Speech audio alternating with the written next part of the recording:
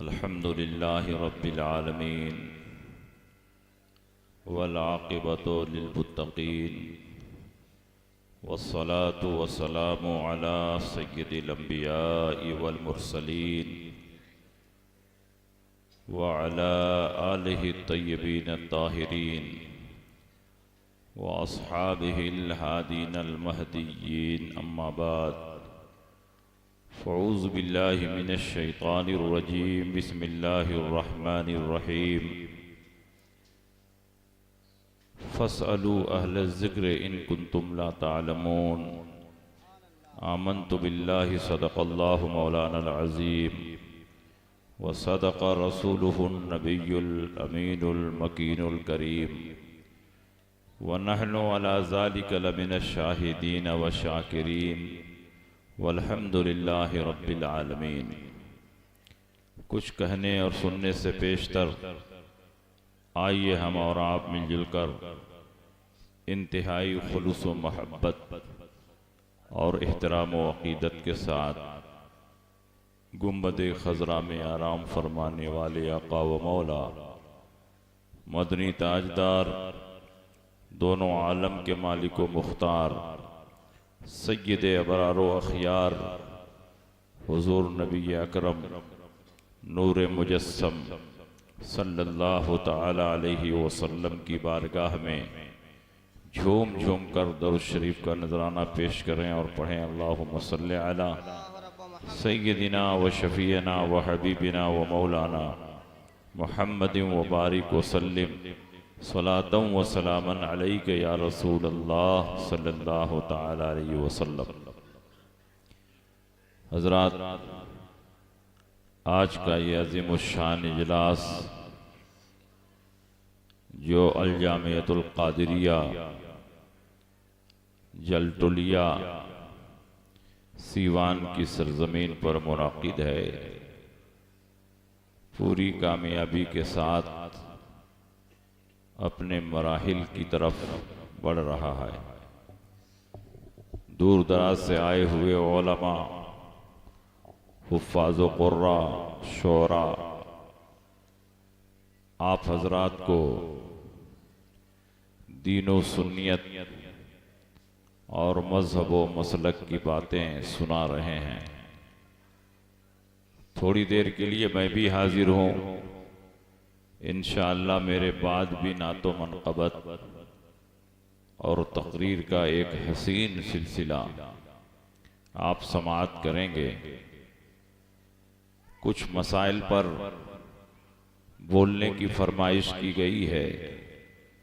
हालांकि ये वो मसाइल हैं जिन पर सीवान में और पूरे सारन में मुतअद्दिद बार मैं तक़रीर कर चुका हूँ।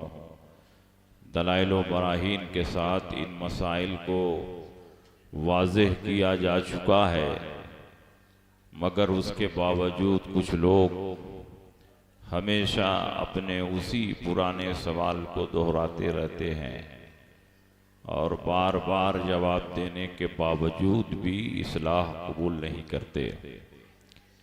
नबी अकरम सल्लल्लाहु अलैहि वसल्लम के ज़माने में किसी इमाम की तक़लीद की कोई ज़रूरत नहीं थी, क्योंकि सबसे बड़े इमाम तो ख़ुद हमारे हुज़ूर ही थे।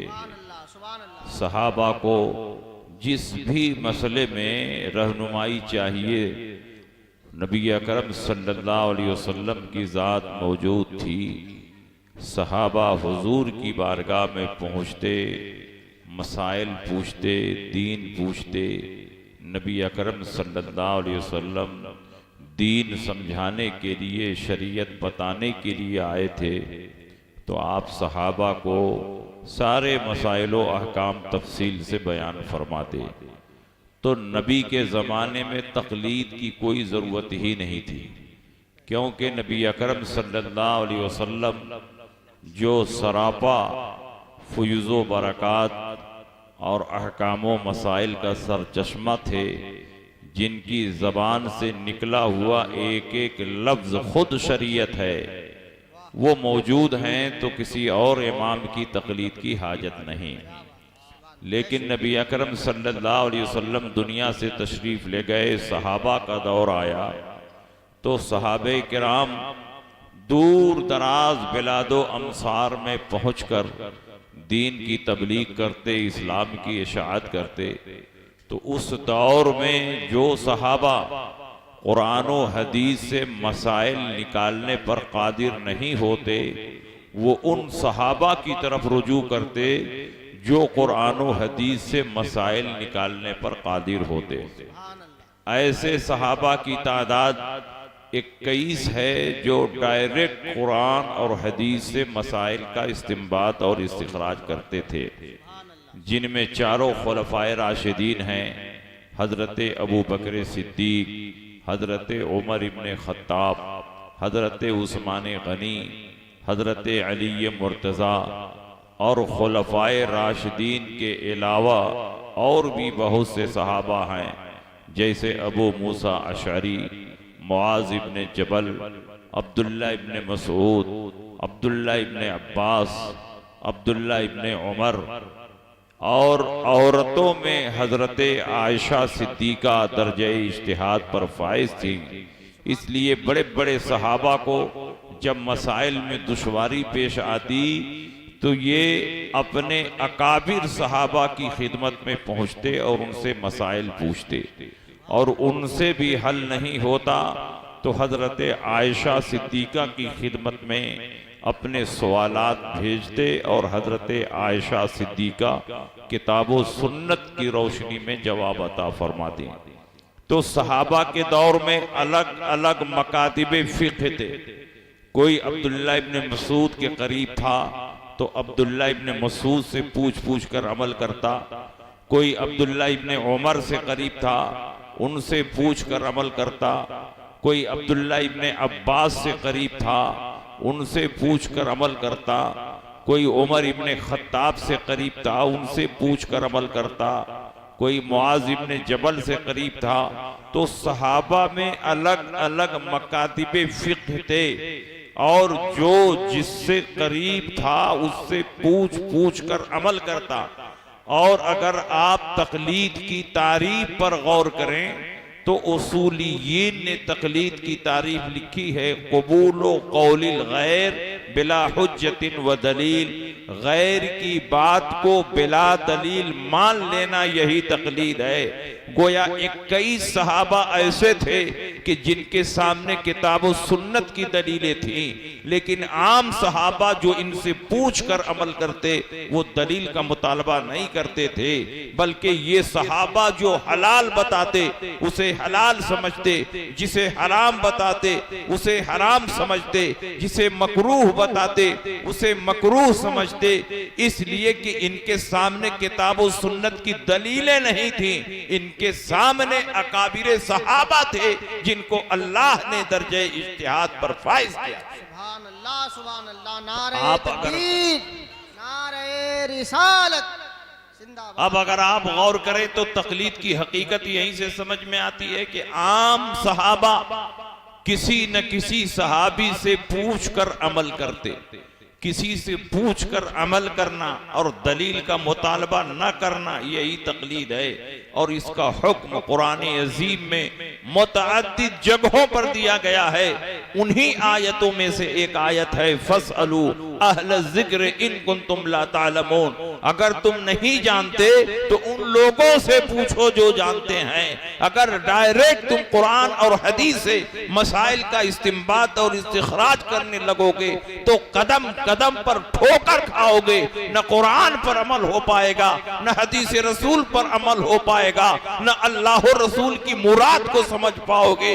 इसलिए अगर शरीयत की रूह पर अमल करना चाहते हो तो उनके पीछे चलो जिनको अल्लाह ने ये सलाहियत अता फरमाई है कि किताबों सुन्नत में छुपी हुई अल्लाह रसूल की मुराद को तलाश करने पर कादिर। क्या बात है, हक है। और जब ताबईन का दौर आया तो और ज्यादा तकलीद का रिवाज हुआ और दूसरी सदी हिजरी के बाद तो तकरीबन 4 इमामों की तकलीद पर इजमा और इत्तेफाक हो गया। अल्लामा तहतावी ने लिखा है, कि पूरी उम्मत मोहम्मदिया का इस बात पर इजमा और इत्तेफाक है कि अब हक 4 मसालिक में मुनहसिर हैं। आदमी चाहे हनफी हो, चाहे शाफी हो, चाहे मालिकी हो, चाहे हम्बली हो, जो इन 4 से बाहर हुआ वो हकीकत में अहले सुन्नत से खारिज हुआ। इसलिए हक मुनहसिर हो चुका है। हनफियत, शाफियत, मालिकियत, हम्बलियत में अगर कोई अपने आप को सुन्नी कहता है तो उस पर लाजिम है कि सुन्नी होने के साथ साथ इन 4 मसालिक में से किसी मसलक की पैरवी करे, और जिस इमाम और जिस मसलक की पैरवी करे तमाम मसाइल में उन्हीं के मसाइल पर अमल करे। आप जरा अंदाजा लगाओ।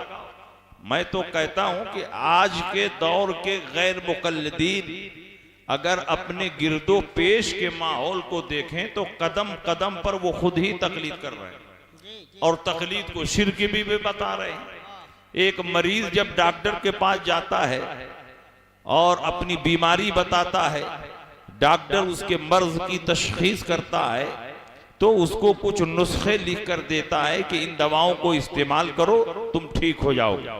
वो मरीज डॉक्टर से दलील का मुतालबा नहीं करता कि क्यों हमारी बीमारियों का इलाज इसी नुस्खे में है, मैं तुम्हारी बात नहीं मानूंगा, मैं खुद MBBS बनूंगा, MD बनूंगा, उसके बाद फैसला करूंगा कि हमारी बीमारियों का इलाज किस तरह होना चाहिए। जब तक वो MBBS और MD बनेगा कब्रिस्तान में पहुंच जाए।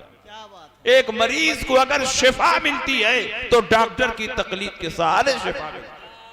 एक बच्चा मकतब में अपने उस्ताद के पास पढ़ने के लिए जाता है, वो कुछ नहीं जानता, उस्ताद ने एक हर्फ पर उंगली रखकर बताया, बेटे पढ़ो अलीफ, लड़के ने पढ़ा अलीफ। उस्ताद ने दूसरे हर्फ पर उंगली रखकर बताया, पढ़ो बा, लड़के ने पढ़ा बा।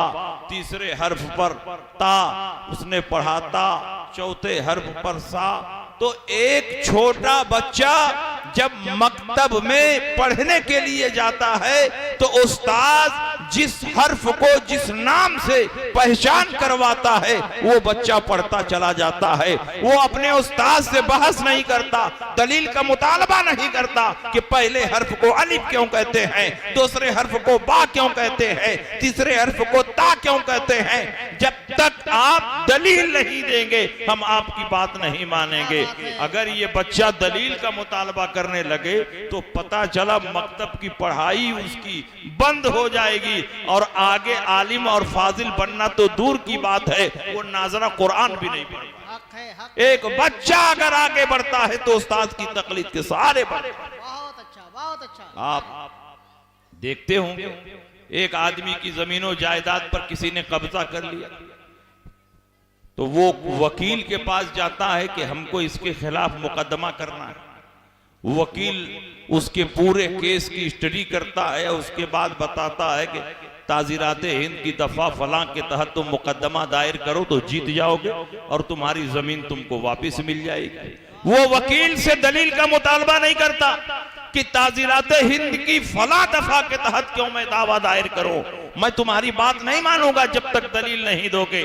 मैं खुद LLB बनूंगा, मैं खुद वकील बनूंगा, उसके बाद फैसला करूंगा कि मुझको ताजीराते हिंद की किस दफा के तहत मुकदमा दायर करना चाहिए। जब तक वो LLB और वकील बनेगा दावे की मुद्दत खत्म हो जाएगी, जमीन जायदाद से महरूम हो जाएगा। अगर उसे इंसाफ चाहिए तो वकील की बात को हर हाल में तस्लीम करना होगा। एक मजलूम को इंसाफ मिलता है तो वकील की तकलीद के सहारे इंसाफ मिलता है। एक बच्चे को इल्म मिलता है तो उस्ताद की तकलीद के सहारे इल्म मिलता है। एक मरीज को शिफा मिलती है तो डॉक्टर की तकलीद के सहारे शिफा मिलती है। जब दुनियावी मामलात में माहिरीन के कौल पर तुम एतमाद कर रहे हो और दलील का मुतालबा नहीं कर रहे हो तो शरीयत के मामले में तुम्हारी अपनी सलाहियत नहीं देखी जाएगी, बल्कि उसके कौल पर एतमाद करना होगा जिसको अल्लाह ने दर्जे इज्तिहाद पर फाइज किया है, मलके इस्तिंबात की सलाहियत अता फरमाई है और जिसको कुरान और सुन्नत से मसाइल निकालने पर कुदरत दी। नारे तकबीर, नारे रिसालत, साक़िए कौसर कॉन्फ्रेंस खलीफे सरकार ताजुश्शरिया अल्लामा मुफ्ती शमशाद अहमद साहब किबला मिसबाई।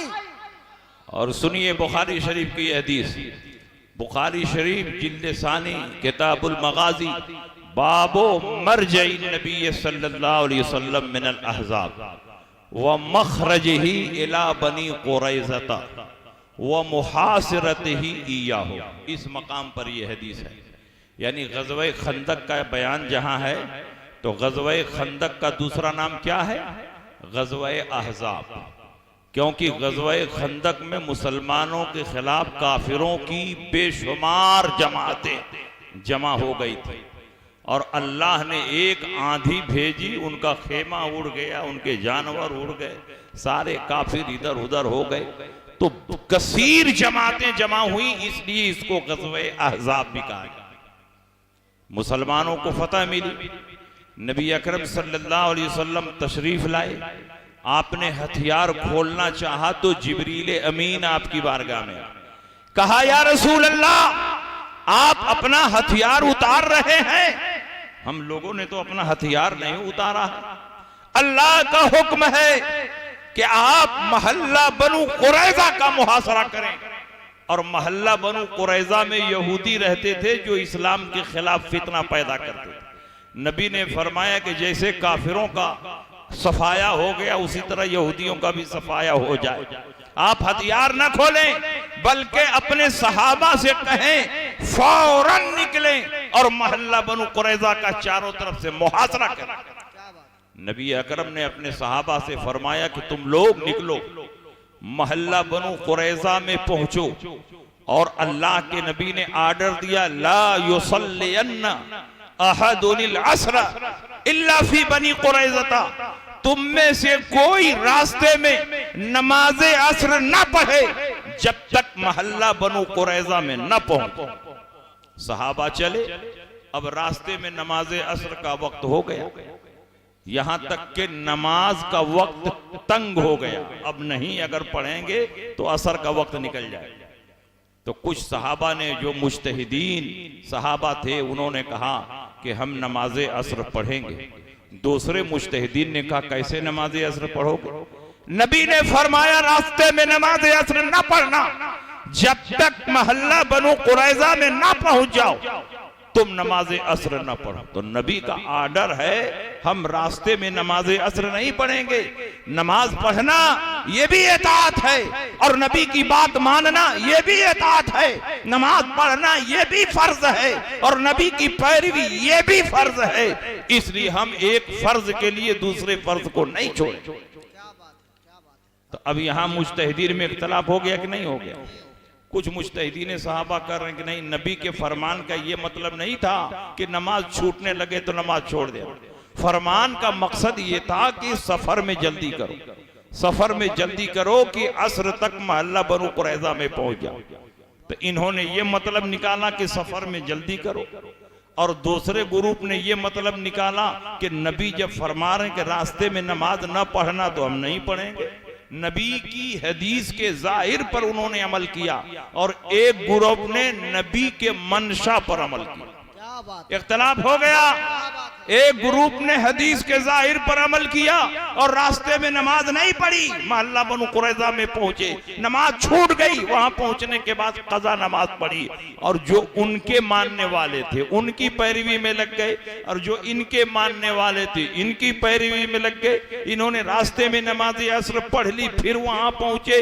जब सरकार मोहल्ला बनु कुरैज़ा में पहुंचे तो इन सहाबा ने नबी की खिदमत में पहुंचकर अपना इख्तिलाफ पेश किया, या रसूल अल्लाह नमाज छूटने लगी तो हमने नमाज पढ़ ली, इसलिए कि आपके फरमान का मतलब ये नहीं था कि नमाज छूटने लगे तो छोड़ देना, बल्कि आपके फरमान का मतलब था सफर में जल्दी करो। अब नहीं पहुंच पाए तो रास्ते ही में हमने नमाज असर पढ़ ली। मगर या रसूल अल्लाह इन लोगों ने नमाज नहीं पढ़ी और नमाज छोड़ दी। इन्होंने कहा कि जब नबी ने मना फरमाया है तो हम रास्ते में नमाज नहीं पढ़ेंगे। तो चाहिए था कि नबी फरमाते ये सही है ये गलत है। इन्होंने अच्छा किया, इन्होंने बुरा किया, लेकिन सरकार ने दोनों ग्रुप के अमल को कबूल फरमा लिया, सरकार ने दोनों की तहसीन फरमाई, सरकार ने दोनों को हरी झंडी दे दी। फलम युअन्निफ वाहिदम मिनहुम, रसूल पाक ने इनमें से किसी को डांटा नहीं, किसी को फटकारा नहीं, किसी को गलत नहीं कहा। इसका मतलब यह हुआ कि मुज्तहिद अपने इज्तिहाद की रोशनी में जो मसला मुस्तंबत करे उस पर वाजिब है कि उसी के मुताबिक अमल करे। क्या बात है, जिंदाबाद जिंदाबाद। अब जहां तक मुज्तहिदीन में इख्तिलाफ का सवाल है तो सहाबा में भी इख्तिलाफ हुआ, लेकिन नबी अकरम ने न डांटा न फटकारा। तो मुज्तहिदीन का इख्तिलाफ रहमत है, इख्तिलाफ हो उम्मती रहमतुन जो फरमाया गया तो ये हमारे और आपके इख्तिलाफ के लिए नहीं फरमाया गया। इख्तिलाफ हो उम्मती रहमतुन का मतलब है इख्तिलाफ हो मुज्तहिदीन उम्मत रहमत, मुज्तहिदीन उम्मत का इख्तिलाफ ये रहमत है। तो सरकार दो आलम सल्लल्लाहु अलैहि वसल्लम की इस हदीस से तकलीद का सबूत होता है। ये कहते हैं कि किसी इमाम की पैरवी नहीं करनी चाहिए, क्योंकि एक ही मसले से मुताल्लिक इमामों की अलग अलग राय होती है। एक इमाम कहता है जायज, दूसरा कहता है नाजायज, तीसरा कहता है मकरूह, चौथा कहता है हराम। तो सही एक ही होगा, सब नहीं हो सकता। इसलिए इमामों की पैरवी ना की जाए, क्योंकि इमामों के दरमियान इख्तिलाफ पाया जाता है। आइए इसको भी रसूल पाक की हदीस की रोशनी में समझिए। नबी अकरम सल्लल्लाहु ताला अलैहि वसल्लम की बारगाह में दो सहाबी हाजिर हुए, वो सफर पर जा रहे थे। रसूल पाक ने नमाज की तालीम दी और फरमाया कि रास्ते में अजान देना और नमाज पढ़ते हुए जाना। ये दोनों सहाबी चले, रास्ते में पानी खत्म हो गया, वजू के लिए इनके पास पानी नहीं बचा, तो इन्होंने तयम्मुम से नमाज अदा कर ली। कुछ दूर चले तो पानी मिल गया और नमाज का वक्त भी बचा हुआ था। तो एक सहाबी ने कहा, अभी अभी जो नमाज पढ़ी वो तयम्मुम से पढ़ी है और अभी नमाज का वक्त बचा हुआ है, तो मैं पानी मिल गया है वजू करके उसी नमाज को फिर से पढ़ूंगा। दूसरे सहाबी ने कहा, यार फिर से पढ़ने की क्या जरूरत है, जिस वक्त हम नमाज के लिए पानी तलाश रहे थे उस वक्त पानी नहीं था, तो हम आजिज थे, पानी पर कुदरत नहीं थी, और जब पानी पर कुदरत ना हो तो तयम्मुम से पढ़ने की इजाजत है। हमने तयम्मुम से नमाज पढ़ ली तो हमारी नमाज हो गई, अब दोहराने की कोई जरूरत नहीं। इस सहाबी ने कहा, मैं तो दोहराऊंगा। उन्होंने कहा, मैं तो नहीं दोहराऊंगा। एक ने नमाज दोहरा ली और दूसरे ने नमाज नहीं दोहराई। यहां भी इख्तिलाफ हो रहा है। नबी अकरम सल्लल्लाहु अलैहि वसल्लम की बारगाह में ये दोनों सहाबी पहुंचे, इन्होंने अपने इख्तिलाफ का जिक्र किया, या रसूल अल्लाह हम सफर में थे, पानी खत्म हो गया, वजू के लिए पानी नहीं था, तो हमने तयम्मुम करके नमाज पढ़ ली। कुछ दूर चले तो पानी पा गए और नमाज का वक्त भी बचा हुआ था, तो हमने वजू करके फिर से उसी नमाज को पढ़ लिया। मगर इन्होंने वजू करके नमाज को नहीं पढ़ा, बल्कि अपने तयम्मुम वाली नमाज को बाकी रखा। तो जिस सहाबी ने तयम्मुम वाली नमाज को बाकी रखा था, उससे नबी ने फरमाया, असब्त सुन्नता व अजज़अत का सलात का, तूने सुन्नत के मुताबिक काम किया और तेरी नमाज हो गई। और जिस सहाबी ने नमाज को दोहराया था, रसूल पाक ने यह नहीं फरमाया कि तुमने खिलाफ सुन्नत किया, बल्कि नबी फरमाते हैं वलकल अजरान, तेरे लिए डबल सवाब है। तयम्मुम से नमाज पढ़ने का अलग सवाब है और पानी से नमाज पढ़ने का अलग सवाब। नारे तकबीर, रिसालत। यहाँ देखिए इख्तिलाफ हो रहा है, लेकिन नबी अकरम सल्लल्लाहु अलैहि वसल्लम दोनों को सही कर। बिल्कुल उसी तरह अगर किसी मसले में हनफी, शाफी, मालिकी, हम्बली का इख्तिलाफ हो जाए तो हम कहते हैं चारों हक पर हैं। इमाम आजम भी हक पर हैं, इमाम शाफी भी हक पर हैं, इमाम अहमद इब्ने हम्बल भी हक पर है, इमाम मालिक भी हक पर है, क्योंकि मुज्तहिदीन का इख्तिलाफ रहमत है। जिसने अपने इज्तिहाद की रोशनी में जिस मसले को मुस्तंबत किया उस पर वाजिब है कि वो अपने मसले पर अमल करे। क्या बात है, सुभान अल्लाह। बात समझ में आ रही है कि नहीं समझ में आ रही? लेकिन गैर मुकल्लिदीन कहते हैं हम किसी इमाम के पीछे नहीं चलेंगे, हमको अल्लाह ने बहुत दिमाग दिया है, हम कंप्यूटर से ज्यादा दिमाग रखते हैं। अच्छा। इनका दिमाग कैलकुलेटर से भी ज्यादा तेज चलता है। ये कहते हैं हम किसी इमाम की पैरवी नहीं करेंगे। अल्लाह ने हमें दिमाग दिया है, शऊर दिया है, हम डायरेक्ट कुरान और हदीस पर अमल करेंगे, क्योंकि इमामों की तकलीद शिर्क है। मैं कहता हूं हम इमाम आजम की तकलीद कर रहे हैं तो इसलिए तकलीद कर रहे हैं कि ये इमाम आजम की हदीस है, इसलिए कि उन्होंने रसूल पाक की हदीस की रोशनी में और कुरान की रोशनी में ये मसाइल निकाले हैं। तो इमाम आजम के पीछे चलने का माना हुआ कि हम कुरान और हदीस के पीछे चल रहे हैं, अल्लाह रसूल की पैरवी कर रहे हैं। तो चारों इमामों की पैरवी हकीकत में किताब सुन्नत की पैरवी है, उनकी जात की पैरवी नहीं है। मगर ये कहते हैं कि नहीं साहब, हमको तो अल्लाह ने बहुत दिमाग दिया, हमको क्या जरूरत है इमाम आजम के पीछे चलने की, हम अपने दिमाग से मसला निकालें। और जब दिमाग से मसला निकालने लगे तो ऐसा ऐसा मसला निकाला कि मसले को मसाला ही बना दिया। एक मसला निकाला, सूअर का गोश्त हराम है मगर चर्बी हराम नहीं। पूछा गया क्यों? सूअर का गोश्त हराम है और चर्बी हराम नहीं है। कहा कुरान में अल्लाह फरमाता है हुर्रिमत अलैकुमुल मैततो वद्दमो वलहमुल खिंजीर, तुम्हारे ऊपर मुर्दार हराम किया गया, तुम्हारे ऊपर खून हराम किया गया, तुम्हारे ऊपर सूअर का गोश्त हराम किया गया। ये कहते हैं आयते करीबा में गोश्त को हराम किया गया है, चर्बी को कहां हराम किया गया है। इसलिए गोश्त हराम रहेगा और चर्बी हलाल रहेगी। मैंने कहा तुमने अपने हिसाब से ठीक मसला निकाला है, तुम्हारे लिए चर्बी हलाल रहेगी, क्योंकि उसी कुरान में अल्लाह ने फरमाया अल खबीसातो लिल खबीसीना वल खबीसूना लिल खबीसात वत्तय्यिबातो लित तय्यिबीना वत्तय्यिबूना लित तय्यिबात। खबीस और नापाक चीजें नापाकों के लिए हैं, तय्यबो ताहिर और पाक चीजें पाकों के लिए हैं। हम पाक हैं तो शबे बारात का हलवा है, हम पाक हैं तो 11वीं का खिचड़ा है। तुम नजीस और नापाक हो तो तुम्हारे लिए सूअर की चर्बी। तुम अपनी किस्मत पर नाज करो और हम अपने मुकद्दर पे नाज करो। हमको तो गौसे पाक का मुर्गा मिल रहा है, ख्वाजा का बकरा मिल रहा है, और तुमको क्या मिल रहा है? सूअर की चर्बी मिल रही है। हालांकि उसी कुरान में अगर गौर करो तो सूअर के गोश्त के हराम होने पर जो दलील है वही चर्बी के हराम होने पर दलील। क्या कहने कुल्ला अजिदु फीमा ऊहिया इलैया मुहर्रमन अला ताइबिन यतअमुहु इल्ला अन यकूना मैततन औ दमम मस्फूहन औ लहम खिंजीरिन फइन्नहु रिजसन।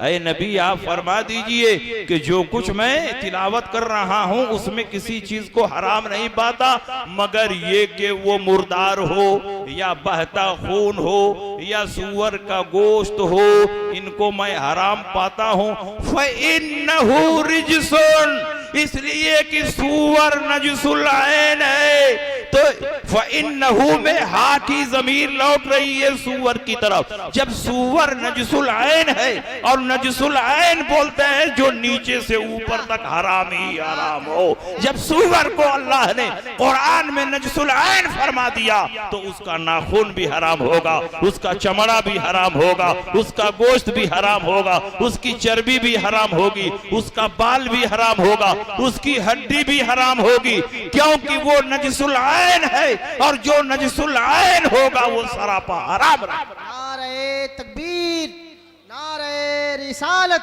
साक़िए कौसर कॉन्फ्रेंस, अल्लामा मुफ्ती शमशाद अहमद साहब क़िबला मिसबाही। तो ये कुरान और हदीस पर अमल करने वाली जमात नहीं। हदीस के नाम पर धोखा, हदीस के नाम पर फरेब, हदीस के नाम पर मुगालता, सिर्फ 5 हदीसों पर अमल करके ये अहले हदीस बने हुए हैं। और सहाबा पूरी जिंदगी लाखों लाख हदीसों पर अमल करते रहे। सहाबा ने कभी नहीं ये कहा कि हम अहले हदीस हैं, बल्कि सहाबा हमेशा अपने आप को अहले सुन्नत समझते थे और अहले सुन्नत बताते थे। क्या कहने, जिंदाबाद। बताओ अहले हदीस का नाम आया कहां से? अंग्रेजों ने ये नाम दिया, वो भी इनको बहुत गिड़गिड़ाना पड़ा कि लोग हमको गैर मुकल्लिद कहते हैं, गैर मुकल्लिद कहते हैं, तो आप कोई अच्छा सा नाम दे दीजिए। तो कहा चलो तुम्हारा नाम अहले हदीस रहेगा, एक अहले कुरान रहेगा, एक अहले हदीस रहेगा। और जिसमें अहले लग जाए समझिए कि सबसे बड़ा ना अहल वही है, अहले कुरान। इन्होंने सोचा कि हम अपनी जमात कैसे बढ़ाएं, जब तक कुरान को नहीं जोड़ेंगे अपने नाम में तो मुसलमान कैसे करीब आएंगे?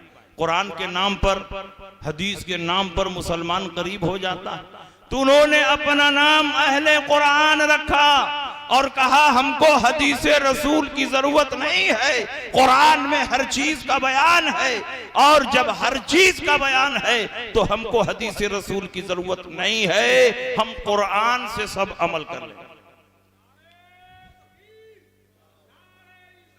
सबसे ज्यादा इसी मजजूब को समझ में आता है।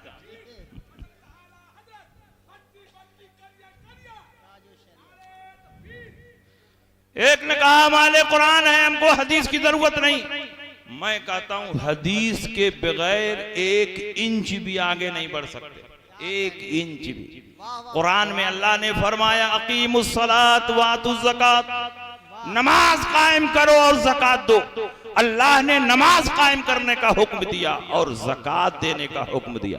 नमाज कैसे कायम की जाएगी, कितने वक्तों में पढ़ी जाएगी, किधर मुंह करके पढ़ी जाएगी, पहले रुकू होगा कि पहले सजदा होगा, और उसमें क़िरात फर्ज है कि नहीं फर्ज है, सूरह फातिहा पढ़ना जरूरी है कि नहीं जरूरी है, नमाज के लिए अजान दी जाएगी तो अजान के कलिमात कहां से आएंगे। इन सारी तफसीलात को अगर कुरान में खोजोगे तो कहीं नहीं मिलेगी। नमाज का जिक्र है लेकिन नमाज पढ़ी कैसे जाएगी, नमाज की अदायगी कैसे होगी, नमाज किधर मुंह करके पढ़ी जाएगी, कितनी रकात पढ़ी जाएगी, कब कब पढ़ी जाएगी, ये सारी तफसीलात आपको हदीस रसूल में मिलेगी। अगर हदीस को छोड़ दोगे तो नमाज पढ़ी नहीं। उसी तरह अल्लाह ने फरमाया वातु ज़कात, ज़कात दो। किन मालों पर ज़कात देंगे? हर माल पर ज़कात नहीं। क्या घर में जो बर्तन रखा है, जो रजाई रखी है, जो कुर्ता रखा है, सबकी मालियत जोड़ करके ज़कात दे? नहीं, हर माल पे ज़कात नहीं है। सिर्फ 3 तरह के माल पे ज़कात है, या तो सोना हो, या चांदी हो, या माले तिजारत हो, बाकी किसी माल पर ज़कात नहीं। वो भी मुतलकन ज़कात फर्ज नहीं है, बल्कि एक मखसूस मिकदार में माल होना चाहिए जिसको हम मालिक निसाब कहते हैं, और उस पर हौलाने हौल हो जाए। उस माल पर जब तक साल नहीं गुजरेगा ज़कात वाजिब नहीं होगी। तो कुरान में ज़कात का हुक्म है, लेकिन किन मालों पर ज़कात है, कितनी मिकदार में ज़कात है, और कब ज़कात देना है, ये सारी तफसीलात अगर आपको मिलेगी तो हदीस रसूल में मिलेगी, कुरान में नहीं मिलेगी। तो ना नमाज पढ़ पाओगे ना ज़कात दे पाओगे। नमाज जनाजा पढ़ते हैं कि नहीं? कुरान में नमाज जनाजा का हुक्म है, इन्ना सलातका सकनुल लहुम।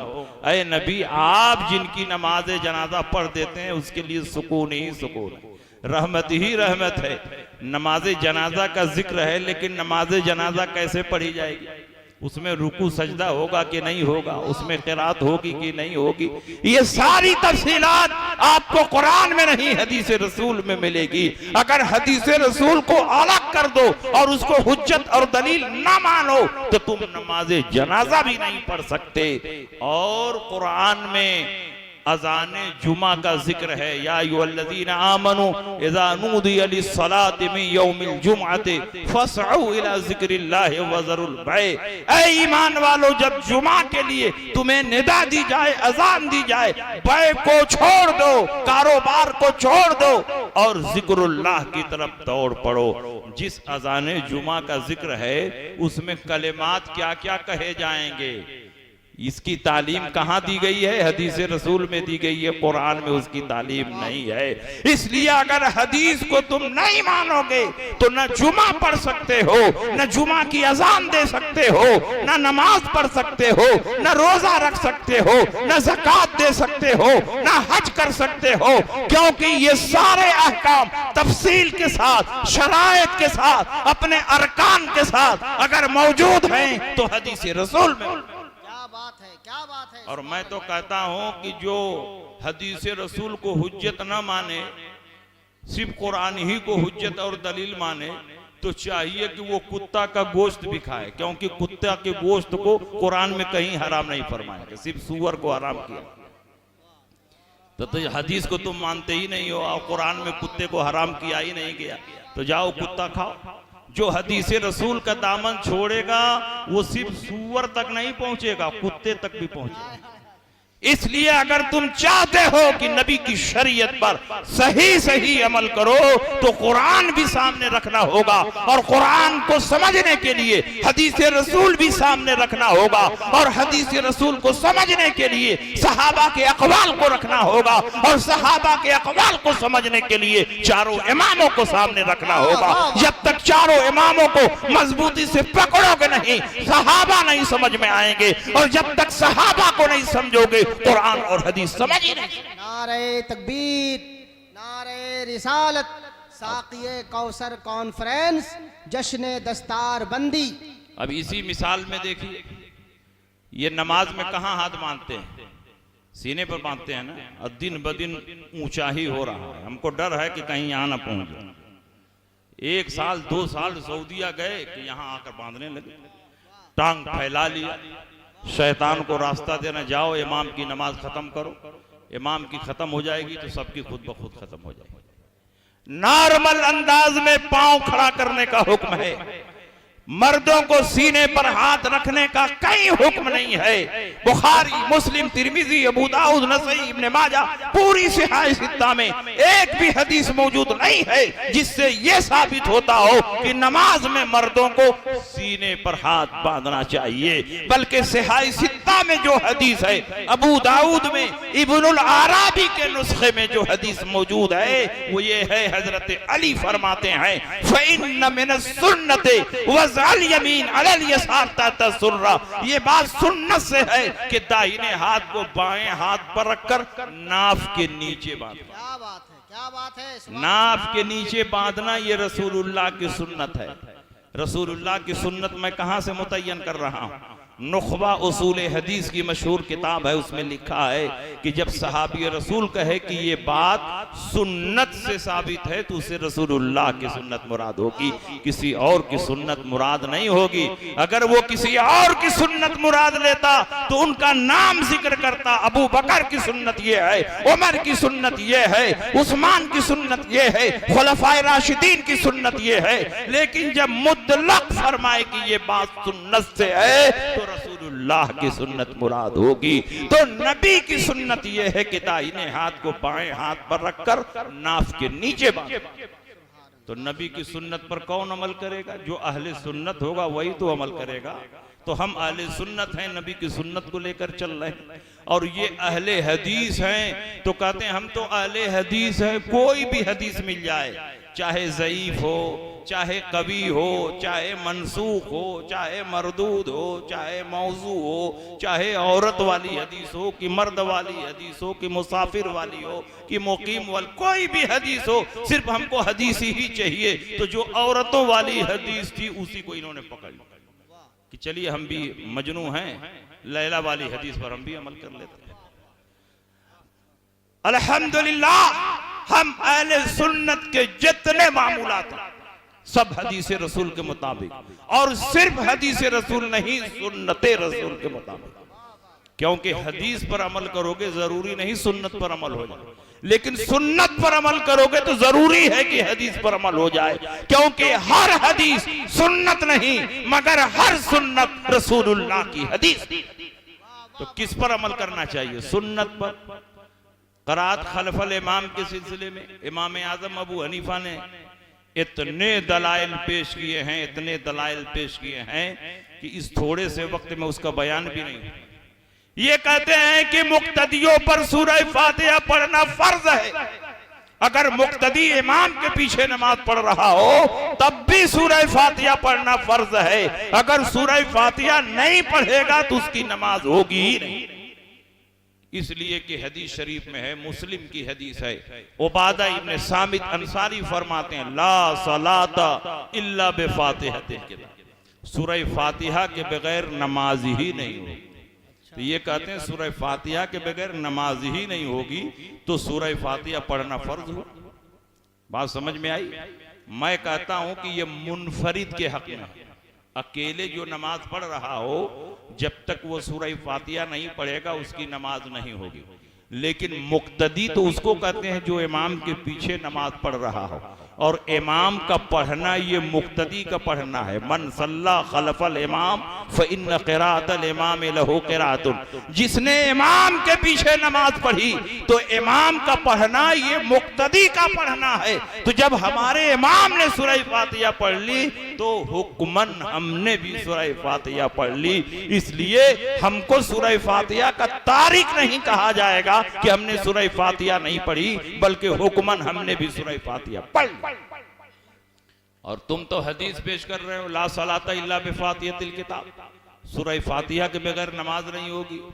और कुरान में अल्लाह फरमाता है वइज़ा क़ुरिअल कुरान फस्तमिऊ लहू वअनसितू, जब कुरान पढ़ा जाए तो गौर से सुनो और उसको गौर से सुनो और चुप रहो। जब इमाम पढ़ रहा है सूरह फातिहा, और सूरह फातिहा भी कुरान है, और जब कुरान पढ़ा जाए गौर से सुनो और चुप रहो, तो मुक्तदी पर भी लाजिम है कि इमाम की क़िराअत को गौर से सुने और चुप रहे।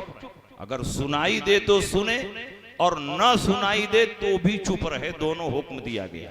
जहरी नमाजों में सुनाई देता है तो सुने, और सिर्री नमाजों में नहीं सुनाई देता है तो वहां के लिए चुप रहे। वह अनसितु, तो चाहे जहरी नमाज या सिर्री नमाज, हर हाल में मुक्तदी पर लाजिम है कि वो चुपचाप इमाम के पीछे खड़ा रहे।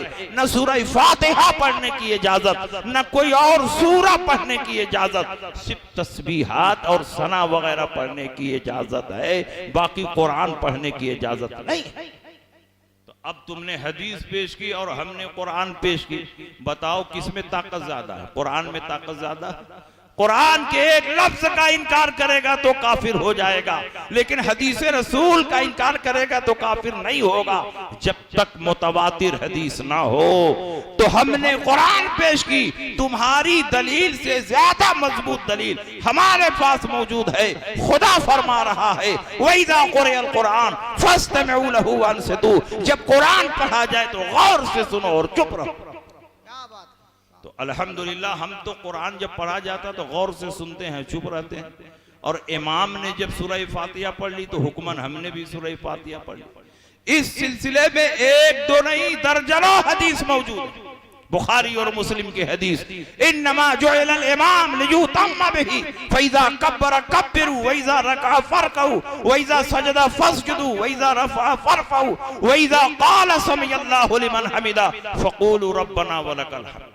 इमाम इसलिए बनाया गया है कि तुम इमाम की पैरवी करो। इमाम जब अल्लाहु अकबर कहे तुम भी अल्लाहु अकबर कहो।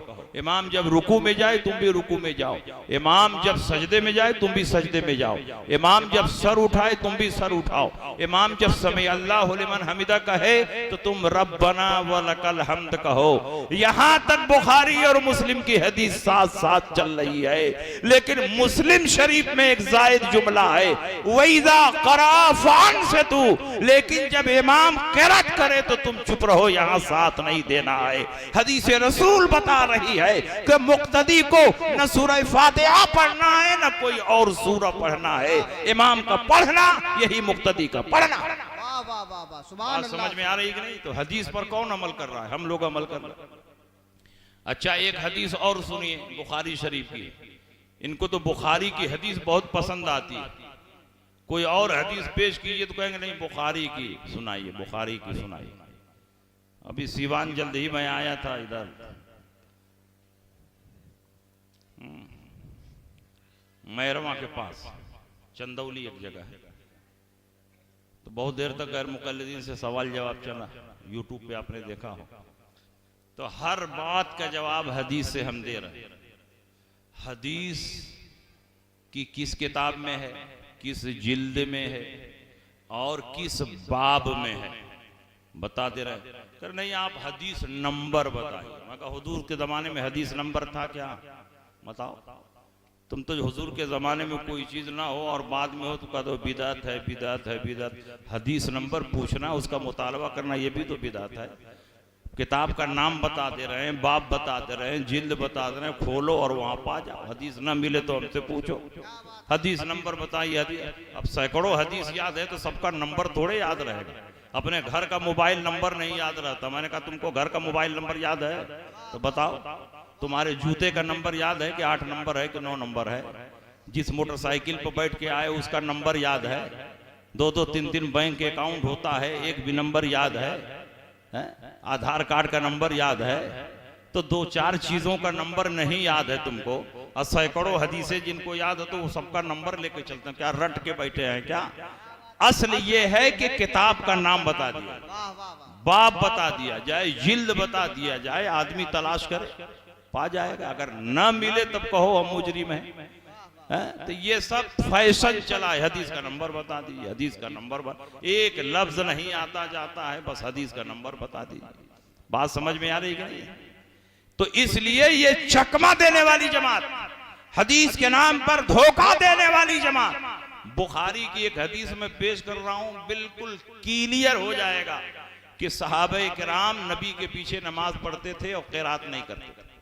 इमाम शाबी फरमाते हैं कि 50 से ज्यादा सहाबा से मैंने मुलाकात की और सबसे पूछा कि क्या इमाम के पीछे सूरह फातिहा पढ़ना है, तो सबने कहा नहीं पढ़ना। 50 से ज्यादा सहाबे किराम से मैंने मुलाकात की और सबने ये कहा कि मुक्तदियों को सुना सूरह फातिहा पढ़ना है, न कोई और सूरह पढ़ना। सुनो बुखारी की ये हदीस, बुखारी शरीफ जिल्द अव्वल किताबुस सलात, बाबो मन रका दून सफ, जो सफ में पहुंचने से पहले पहले रुकू करके वहीं दरवाजे ही पर चलते चलते सफ में पहुंचे, वो इमाम बुखारी ने बयान किया। बाबो मन रका दून सफ, जो सफ में पहुंचने से पहले रुकू कर। हदीस नकल की है अबू बकरा की, अन अबी बकरा अन्नहु इंतहा इला नबी सल्लल्लाहु अलैहि वसल्लम व वराकिउन क़ब्ल अन यसिला इला सफ। हजरत अबू बकरा से मरवी है कि वो मस्जिद नबवी शरीफ में नमाज पढ़ने के लिए गए, मस्जिद के दरवाजे पर पहुंचे थे जहां जूता चप्पल उतारा जाता है। देखा हुजूर रुकू में जा चुके हैं, सहाबा रुकू में जा चुके हैं, इन्होंने मस्जिद के दरवाजे ही पर नियत बांधा, वहीं रुकू में चले और रुकू में चलते चलते सब में मिल गए। अब हुजूर का चेहरा किधर है? किबले की तरफ है, और आने वाले किधर से आ रहे हैं? पीठ के पीछे से आ रहे हैं। नबी ने जब सलाम फेरा तो इरशाद फरमाया, अबू बकरा खड़े हो जाओ। अबू बकरा खड़े हो गए। कहा क्यों तुमने मस्जिद के दरवाजे ही पर नियत बांध कर रुकू कर लिया? क्यों रुकू में चलते चलते सब में पहुंच गए? क्या मस्जिद नबवी में उस वक्त कैमरा लगा हुआ था, नबी देख रहे थे? नबी अकरम सल्लल्लाहु अलैहि वसल्लम ने फरमाया, क्यों तुमने मस्जिद के दरवाजे ही पर रुकू कर लिया और रुकू में चलते चलते सफ में पहुंच गए? क्या तुमको मेरी सुन्नत नहीं मालूम कि सफ में पहुंचने के बाद नियत बांधना चाहिए? अबू बकरा ने यह नहीं कहा, या रसूल अल्लाह, मैं तो आपके पीछे से आया और आपका चेहरा किबले की तरफ था और आपको पीठ पीछे का इल्म नहीं, तो कैसे आपने जान लिया अबू बकरा ने किस तरह नमाज शुरू की है?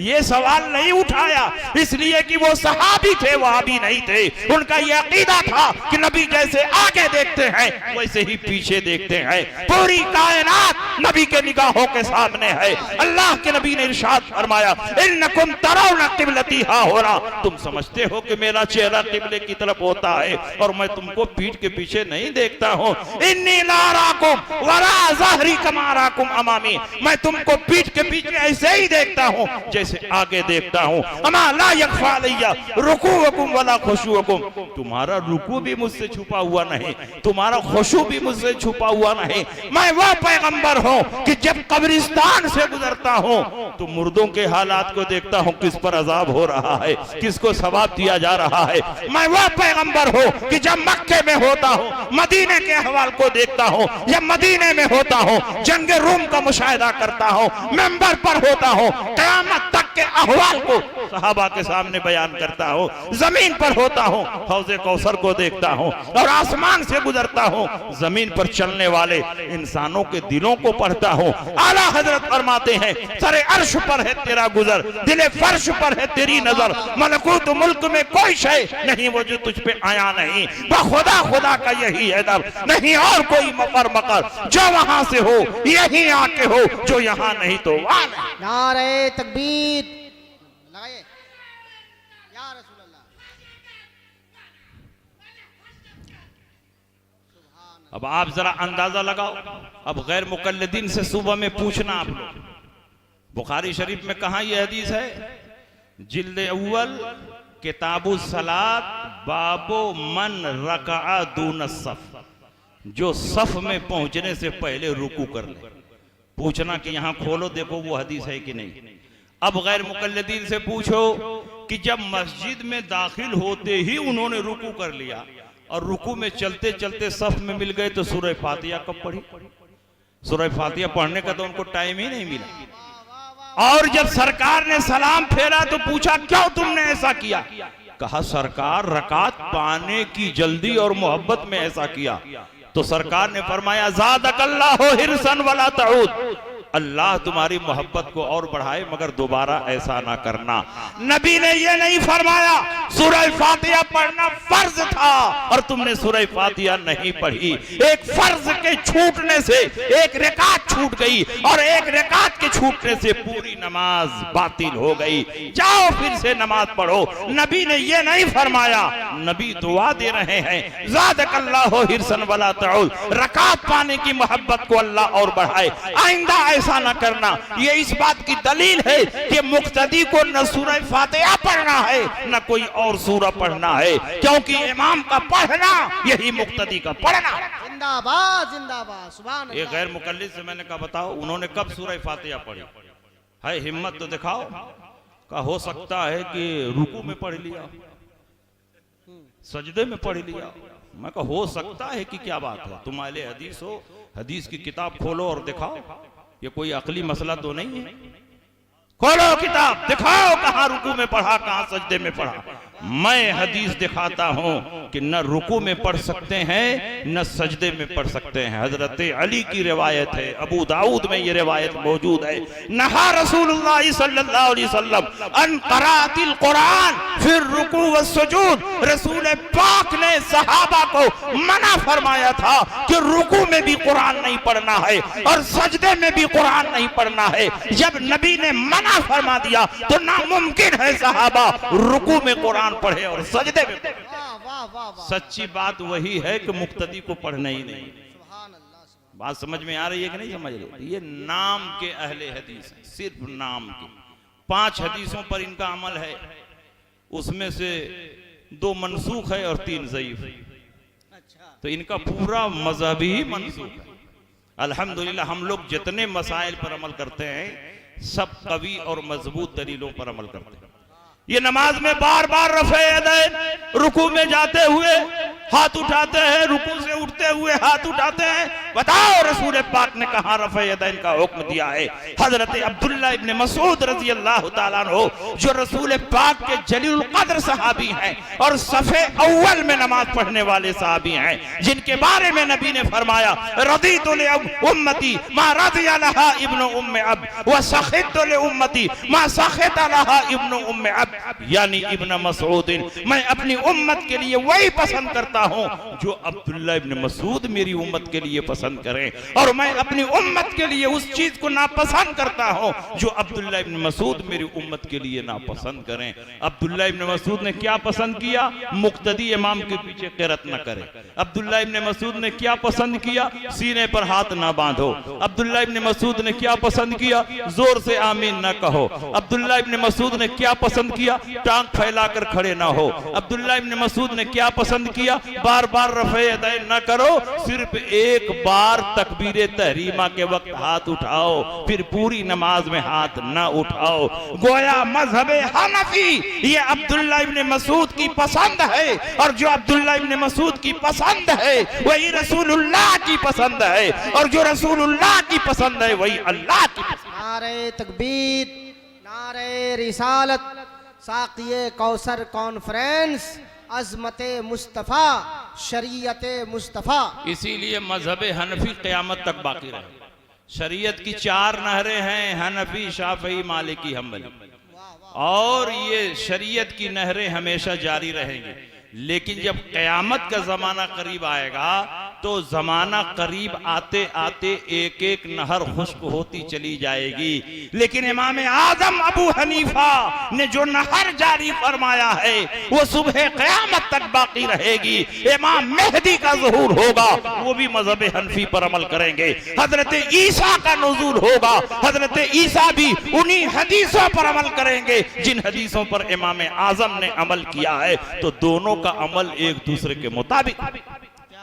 मैं ये नहीं कहता कि हजरत इमाम मेहदी मुक़ल्लिद होंगे, इसलिए कि वो तो मुज्तहिद है, और हजरत ईसा पैगंबर हैं, पैगंबर गैर पैगंबर की तकलीद नहीं करेगा। लेकिन नबी की बारगाह से हजरत ईसा को जिन हदीसों पर अमल करने का इशारा होगा, ये वही हदीसें हैं जिन पर इमाम आजम ने अमल किया है, अब्दुल्ला इब्न मसूद ने अमल किया है। तो ईसा का अमल इमाम आजम के अमल के मुताबिक। जिंदाबाद जिंदाबाद। अब सुनिए, हजरत अब्दुल्ला इब्न मसूद सहाबा के सामने फरमाते हैं, अला उसल्ली बिकुम सलात रसूलिल्लाह, क्या मैं तुमको रसूलुल्लाह की नमाज पढ़कर न बता दूं कि नबी कैसे नमाज पढ़ते थे? सहाबा ने कहा बताइए बताइए। फसल्ला फलम यरफा यदैहि इल्ला फी अव्वल बर्रतिन, तो उन्होंने नमाज पढ़कर बताया तो सिर्फ एक ही बार हाथ उठाया, पूरी नमाज में हाथ नहीं उठाया। किनके सामने नकल बयान कर रहे हैं? सहाबा के सामने। सहाबा ने भी तो नबी को नमाज पढ़ते हुए देखा। अगर नबी नमाज में रफ़े यदैन कर रहे थे तो सहाबा को टोकना चाहिए, आपने गलत नकल बयान की है। नबी तो रुकू में जाते हुए रफ़े यदैन करते, नबी रुकू से सर उठाते हुए रफ़े यदैन करते, और आपने एक ही बार हाथ उठाया है, आपकी नकल सही नहीं है। लेकिन सारे सहाबा चुप हैं। इस बात की दलील है कि अब्दुल्ला इब्न मसूद ने जो नकल बयान की है वो असल के मुताबिक है। सरकार नमाज में सिर्फ एक मर्तबा हाथ उठाते थे तकबीर तहरीमा के वक्त, उसके बाद पूरी नमाज में हाथ नहीं उठे। तो बताओ, हदीस पर हम अमल कर रहे हैं कि ये अमल कर रहे हैं? अब रमजान आ रहा है कि नहीं? 15 दिन के बाद 8 रकात में काम चलाना शुरू कर दिया।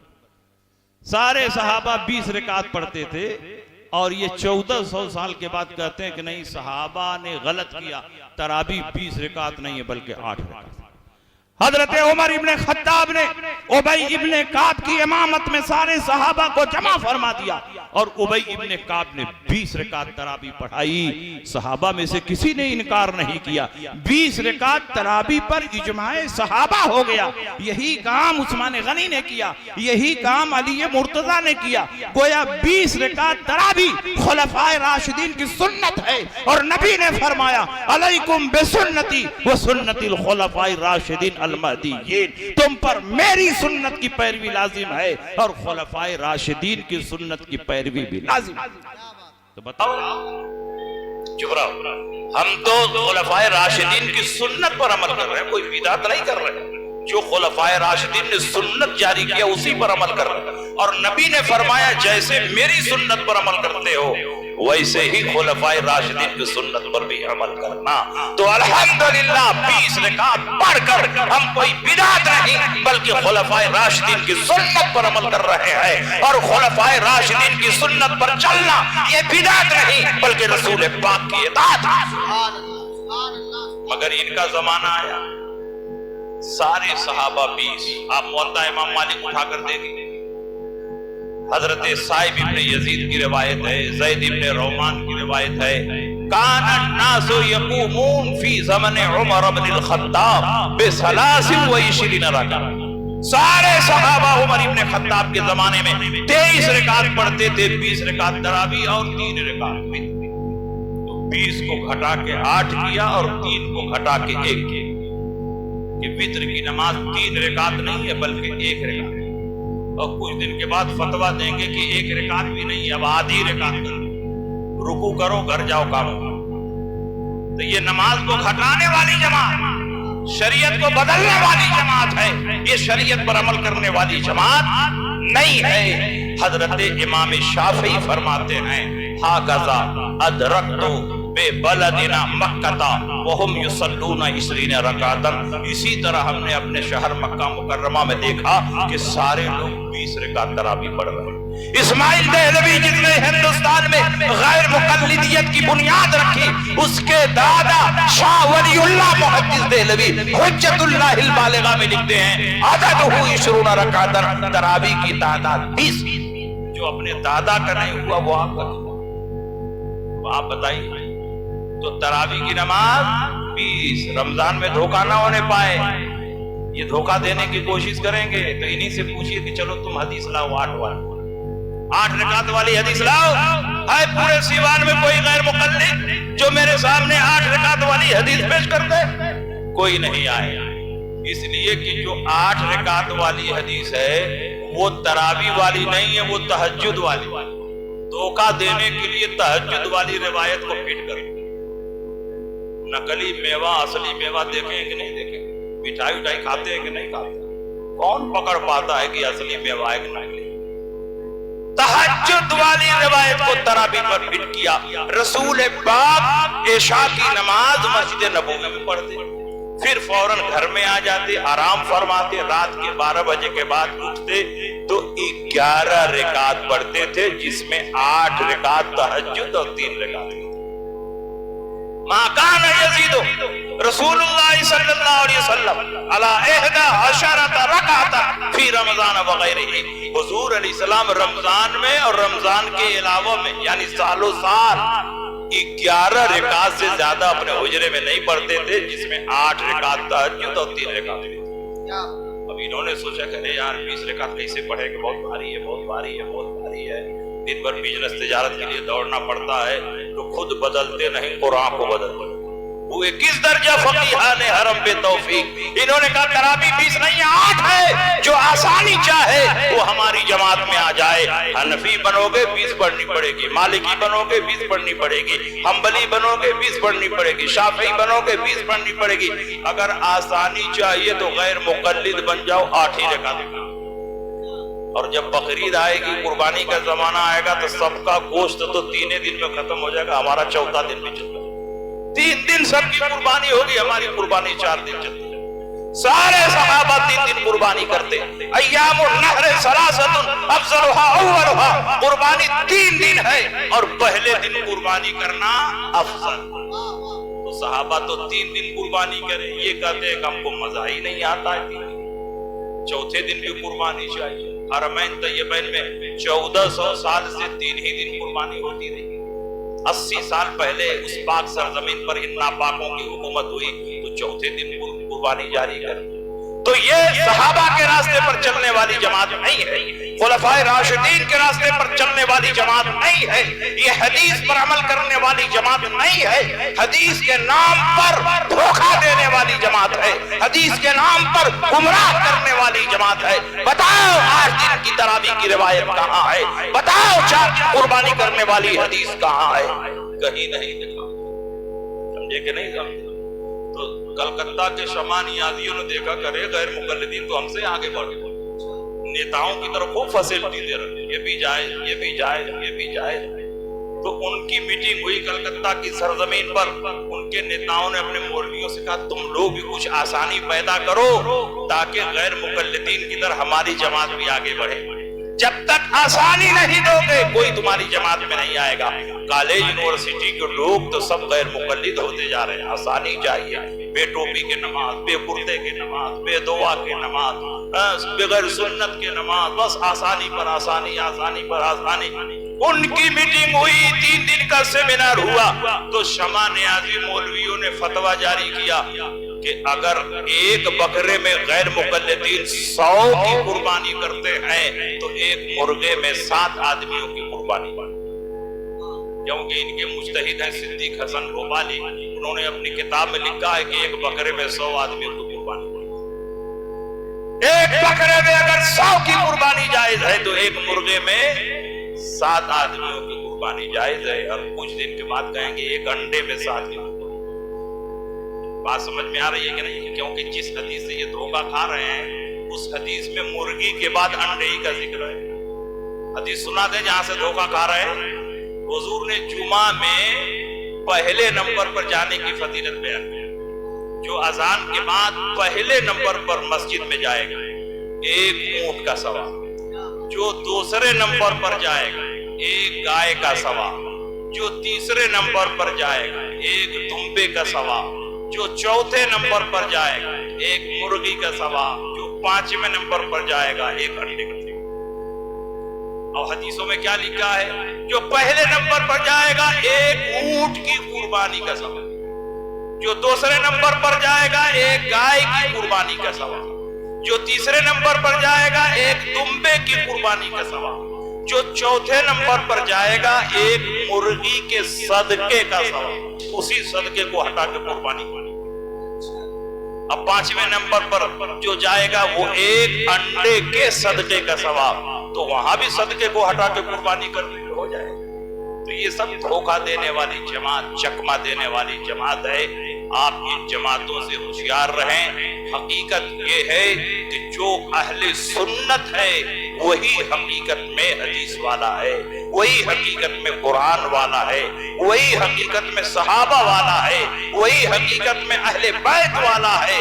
और जो अहले सुन्नत से बाहर हो गया, चाहे वो अपना नाम अहले कुरान रखे या अहले हदीस रखे या जमात इस्लामी रखे या असहाबुल हदरे व तौहीद रखे, खूबसूरत लेबल लगा लेने से कोई जमात हक पर नहीं होगी। हक पर वही जमात होगी जो नबी की सुन्नत पर हो और सहाबा के तरीके पर हो। और नबी की सुन्नत पर चलने वाली जमात और सहाबा के रास्ते पर चलने वाली जमात हम अहले सुन्नत हैं, जिनकी पहचान आज के दौर में मसलके आला हजरत से होती है।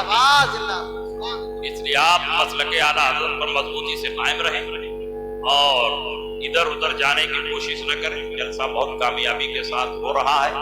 ये तो हमको कहा गया था कि इन मसाइल पर बोल दीजिए, तो मैंने बोल दिया। अभी बहुत अच्छी अच्छी तकरीरें और नातखानी होनी, जैसे सुकून के साथ बैठे हैं वैसे ही सुकून के साथ बैठे रहिए। वाह खुदा वाला।